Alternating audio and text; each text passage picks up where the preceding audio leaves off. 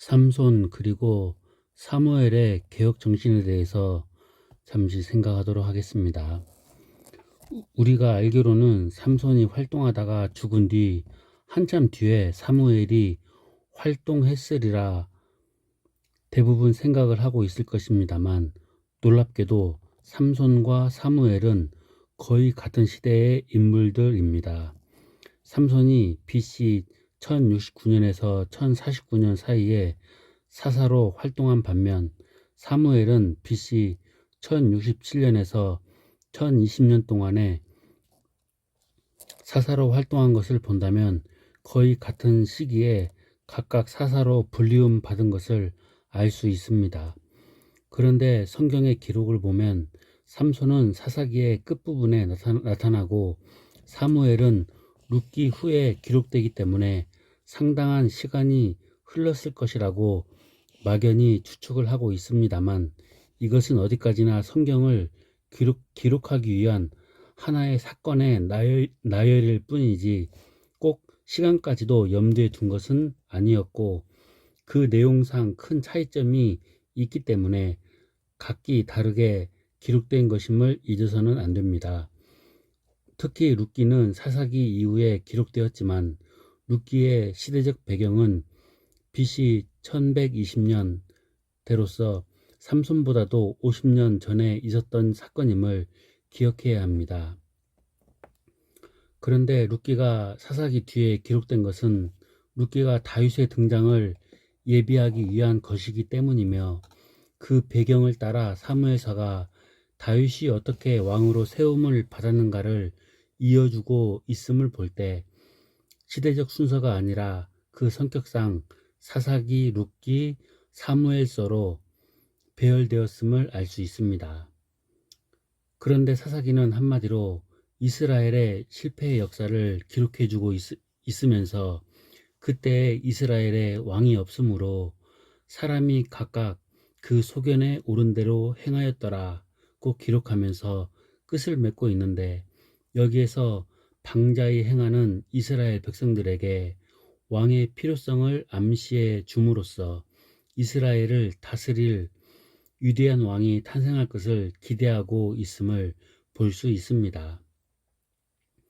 그리고 이어서 룻기에서는 나옴이라는 사람의 이름을 기록하면서 베레스의 세계는 이러하니라. 베레스는 헤스론을 낳았고 헤스론은 람을 낳았고 람은 아비나답을 낳았고 아미나답은 나손을 낳았고 나손은 살몬을 낳았고 살몬은 보아스를 낳았고 보아스는 오벳을 낳았고 오벳은 이새를 낳았고 이새는 다윗을 낳았더라고 기록하면서 한 인물, 즉 다윗이 어떻게 등장하는가를 기록해주고 있으면서 이 사람을 통하여 무언가 심상치 않은 사건이 발생할 것을 암시해주고 있습니다. 그렇다면 사사기가 왕의 필요성을 암시해주고 있으며 룻기가 한 인물의 탄생을 이야기하고 있다면, 다윗이야말로 이미 예비된 이스라엘의 왕으로 세워질 것을 이야기한 책이 곧 사무엘서입니다. 그런데 다윗이야말로 진정 이스라엘 역사상 가장 위대한 왕으로서 그를 통해 비로소 아브라함에게 약속하신 언약이 성취되었다는 점을 볼 때 이 기록들이야말로 그냥 넘겨버릴 수 없는 것들입니다. 그리고 이렇게 다윗이 등장하기까지는 중요한 두 인물이 대조적으로 나타나는데 곧 삼손과 사무엘이 그들입니다. 때문에 우리는 삼손과 사무엘이 어떤 역할을 했기에 다윗과 같은 인물이 이스라엘의 위대한 왕으로 세움을 받았는지 주의해서 살펴보아야만 합니다. 삼손의 출생에 대한 기록은 이렇습니다.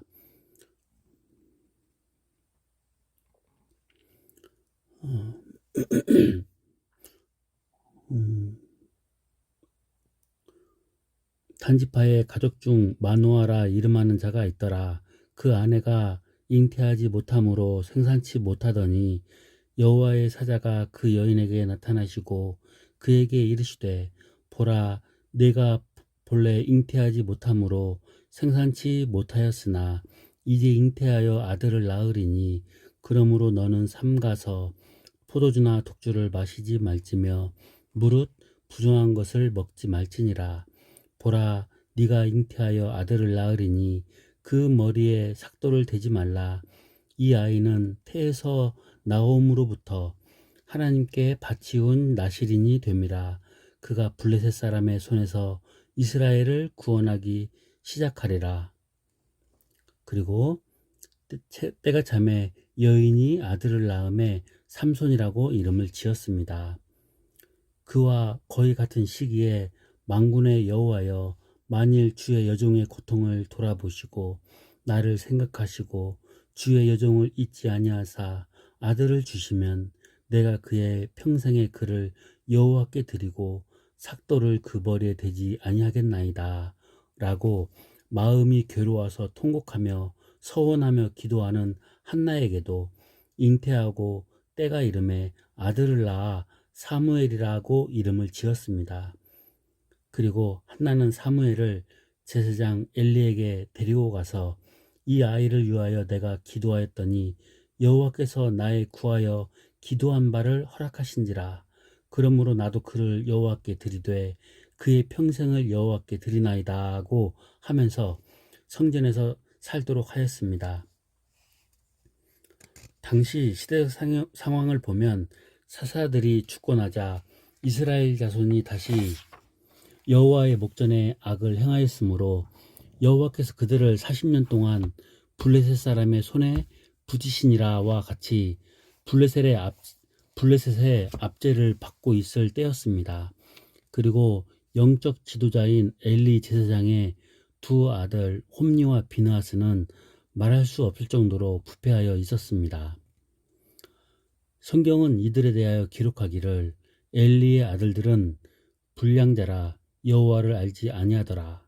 이 소년들의 죄가 여호와 앞에 심히 크면 그들이 여호와의 제사를 멸시함이었더라고 하면서 하나님께 드리는 고기를 자기들 마음대로 가져다 먹어버리는 것에 대하여 질책하시면서 하나님의 사자가 엘리에게 나타나 너희는 어찌하여 내가 나의 처소에서 명한 나의 제물과 예물을 밟으며 네 아들들을 나보다 더 중히 여겨 내 백성 이스라엘에 드리는 가장 좋은 것으로 스스로 살찌게 하느냐. 그러므로 이스라엘 하나님 나 여호와가 말하노니 내가 전에 내 집과 내 조상의 집이 내 앞에 영영히 행하리라 하였으나 이제 나 여호와가 말하노라. 결단코 그렇게 아니하리라. 나를 존중히 여기는 자를 내가 존중히 여기고 나를 멸시하는 자를 내가 경멸히 여기리라. 고 저주를 선포하십니다. 그리고 아론 때부터 내려온 제사장의 직무를 더 이상 잊지 못하게 하실 것과 하나님보다 더 사랑한 두 아들이 한 날에 죽을 것이라고 하시면서 내가 나를 위하여 충실한 제사장을 일으키리니 그 사람을 내 마음 내 뜻대로 행할 것이라. 그 사람은 내가 그를 위하여 견고한 집을 세우리니 그가 나를 기름 부음을 받은 자 앞에서 영구히 행하리라. 라고 말씀하심으로써 새로운 제사장을 세우시겠다고 선포하십니다. 이 당시 상황에 대해 성경은 아이 사무엘이 엘리 앞에서 여호와를 섬길 때에는 여호와의 말씀이 희귀하여 이상이 흔히 보이지 않았더라고 하면서 하나님께서 엘리를 떠나실 것을 암시합니다. 그리고 하나님의 궤에 있는 전에 누워있는 사무엘에게 여호와께서 사무엘을 부르시는지라고 기록하고 있는 것은 하나님께서 엘리를 버리시고 사무엘을 그 마음에 합당한 제사장으로 삼으실 것을 보여주기 위함이었습니다. 이 일에 대해 사무엘이 자라매 여호와께서 그와 함께 계셔서 그 말로 하나도 땅에 떨어지지 않게 하시니 단에서 브엘세바까지의 온 이스라엘이 사무엘은 여호와의 선지자로 세우심을 입은 줄을 알았더라. 고 기록해 줌으로써 엘리는 더 이상 제사장으로서 자격이 상실되었고 사무엘이 대신 사역을 감당하고 있음을 밝혀주고 있습니다. 이처럼 정치적으로는 블레셋의 압제를 40년이나 당하여 핍절해 있고 종교적으로도 크게 부패해져 있는 상황에서 하나님은 삼손과 사무엘을 부르셨습니다. 그리고 삼손은 틈을 타서 블레셋 사람을 치려고 딥나로 내려가서 한 여자를 취하게 됩니다. 그리고 결혼식장에서 수수께끼 사건이 벌어지게 되고 삼손이 그들에 의해 농락을 당하게 됩니다.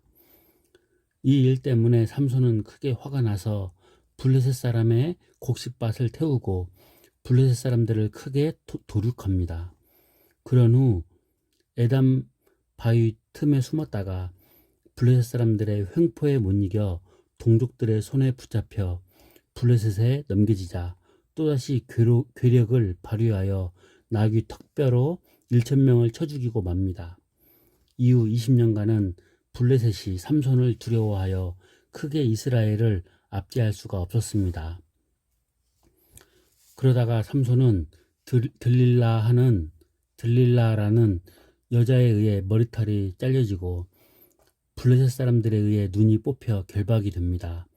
옥중에 갇힌 삼손은 머리가 다시 자라게 되었고 블레셋 방백들이 다곤에게 삼손을 바치려 하자 삼손은 주 여호와여 구하옵나니 나를 생각하옵소서 하나님이여 구하옵나니 이번만 나를 강하게 하사 블레셋 사람이 나의 두 눈을 뺀 원수를 단번에 갚게 하옵소서 라고 기도하며 다곤 신전에 두 돌기둥을 넘어뜨려 거기 모인 수많은 사람들을 죽이며 자신도 운명을 하게 됩니다.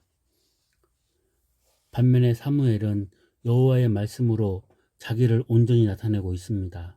여호와여 실로에서 여호와의 말씀으로 사무엘에게 자기를 나타내시니 사무엘의 말이 온 이스라엘에 전파되니라. 이런 기록은 매우 중대한 의미를 담고 있습니다. 곧 사무엘은 무슨 말을 하든지 여호와의 말씀이 임한 것만을 전하였기 때문에 모든 이스라엘은 사무엘의 말을 들을 때는 하나님의 말씀을 듣는 것처럼 하였다는 의미입니다. 그때 블레셋과 이스라엘 사이에 전쟁이 발발하게 되었고 이스라엘이 수세에 몰리자 여호와의 언약궤를 실로에서 우리에게로 가져다가 우리 중에 있게 하여 그것으로 우리 원수들의 손에서 구원하게 하자 하면서 홈리와 비느하스를 앞세워 언약궤를 성소에서 끄집어내어 가져갑니다. 그러나 오히려 이스라엘은 대패하고 언약궤마저 빼앗기게 되며 홈리와 비느하스는 죽임을 당합니다. 그 소식을 전해들은 엘리 제사장 역시 죽고 맙니다. 한편 언약궤를 탈취한 블레셋은 이스라엘의 신을 이기었다고 기뻐하면서 자기들의 신전인 다곤 신전 앞에다가 전리물이라 하여 진열해 놓았습니다. 그러나 다곤이 언약궤를 향하여 엎드러져 절을 하고 있는 등 이상한 현상이 생기더니 마침내 다곤의 몸이 깨어지고 목이 끊어지면서 온 성에 하나님의 진노가 임하고 모든 백성들이 독종으로 인해 죽어가기 시작했습니다. 그러자 블레셋은 어쩔 수 없이 언약궤를 이스라엘로 돌려보내고 맙니다. 언약궤는 기럇 여아림에서 20년 동안 머물러 있었습니다.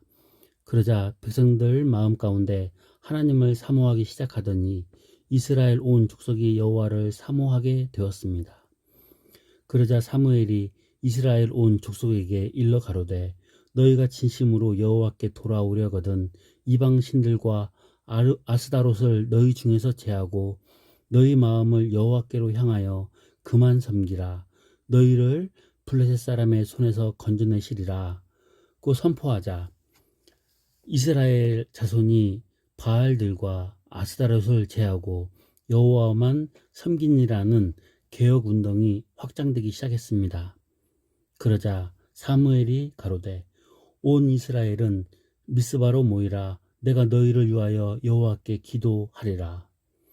그렇게 선언하고 모든 백성을 미스바로 모읍니다.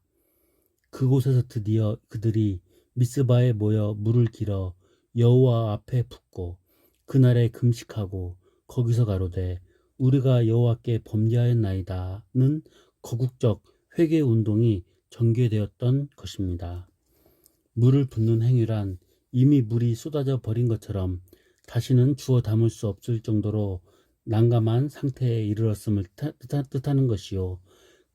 금식하는 행위란 오직 죽고 사는 것까지도 모두 하나님께 전폭적으로 맡겨버렸다는 자기 항복을 뜻합니다. 이처럼 이스라엘의 전심이 하나님께로 돌아서자 비로소 그들은 우리가 여호와께 범죄하였나이다 하면서 통회하며 회개를 할 수 있었습니다. 그러자 블레셋 군대가 이스라엘이 미스바에 모인 것을 알고 진멸을 하기 위해 이스라엘을 치러 올라오게 되었습니다. 간담이 서늘해진 이스라엘 백성들은 사무엘에게 이르되 당신은 우리를 위하여 우리 하나님 여호와께 쉬지 말고 부르짖어 우리를 블레셋 사람의 손에서 구원하시게 하소서라고 간청하며 이제는 인간적인 수단과 방법이 아닌 전적으로 하나님께 매달리기 시작했습니다. 그때 사무엘이 젖먹는 어린 양을 취하여 온전한 번제를 여호와께 드리고 이스라엘을 위하여 여호와께 부르짖음에 그날에 여호와께서 블레셋 사람에게 큰 우레를 발하여 그들을 어지럽게 하시니 그들이 여호와 이스라엘 앞에서 패한지라. 이스라엘이 미스바에서 나가서 블레셋을 치매 이에 블레셋 사람이 굴복하여 다시는 이스라엘 경내에 들어오지 못하였으며 여호와의 손이 사무엘에 사는 날 동안에 블레셋 사람을 막으심에 그동안 빼앗겼던 성읍을 다시 찾게 되었습니다. 이상을 살펴볼 때 우리는 삼손의 구국 운동과 사무엘의 개혁 운동을 역력히 비교해 볼 수 있습니다. 삼손의 힘에 의한 구국 운동은 결국 실패하고 맙니다. 비록 삼손이 살아있는 동안에는 블레셋이 감히 두려워하여 이스라엘을 함부로 할 수는 없었지만 진정으로 해방되었다든지 이스라엘 백성의 마음을 온전히 하나님께로 돌아서게 하지는 못했습니다. 반면에 사무엘의 말씀에 근거한 개혁 운동이야말로 온 이스라엘로 하여금 하나님 앞에서 범죄하였음을 각성하게 하였으며 자기들의 우상까지도 모두 깨부수며 하나님만 향하게 하는 놀라운 변화를 가져다 주었습니다. 그리고 그렇게 될 때 비로소 하나님은 40여 년간의 블레셋의 압제에서 완전하게 이스라엘을 해방시키셨을 뿐만 아니라 다시는 블레셋이 넘보지도 못하도록 철저하게 이기도록 해 주셨습니다. 이러한 사무엘의 개혁 정신을 그대로 이어받은 사람이 곧 다윗 왕이었습니다. 때문에 다윗은 그의 평생을 다하여 사무엘의 정신을 따라 하나님 앞에서 자신을 헌신했기 때문에 마침내 하나님은 다윗을 이스라엘의 가장 위대한 왕으로 세우셨으며 지상에 그의 왕국을 건설하는 데 있어서 다윗을 전폭적으로 신뢰하시며 맡기실 수 있으셨던 것입니다. 이제 우리들의 삶의 모습들도 그렇다면 분명해졌습니다. 무력이나 기술에 의한 하나님 나라의 건설은 당시에는 힘이 있어 보이기도 하고 효과도 큰 것 같이 보이지만 오래가지 못했음을 삼손을 통해 보았습니다. 오늘날에도 교회를 세워가고 교회의 부흥을 꾀하는 일에 있어서 세상의 정신과 방법이 동원이 되고 우격다짐으로 열심을 부추겨서 사람 숫자를 늘리는 일들이 많이 있습니다. 그리고 또 사람의 힘과 능력을 의지하는 것입니다. 삼손은 20년 정도밖에 평화를 가져다 주지 못했습니다. 그러나 사무엘의 개혁정신이야말로 진정한 해방을 가져다 주었을 뿐 아니라 이후 다윗을 통하여 영광스러운 지상왕국을 건설하도록 하는 원동력이 되었다는 점을 볼 때 하나님의 말씀 운동이야말로 창세 이후 예수님이 다시 오실 때까지 계속되고 있음에 우리는 경탄을 금치 않을 수가 없는 것입니다. 그토록 오랫동안 말씀 운동을 통하여 하나님의 나라를 건설하시기 때문에 그 나라는 영원 무궁한 나라가 되는 것입니다. 이처럼 진정한 개혁 운동이란 곧 하나님의 말씀 운동인 것입니다. 감사합니다.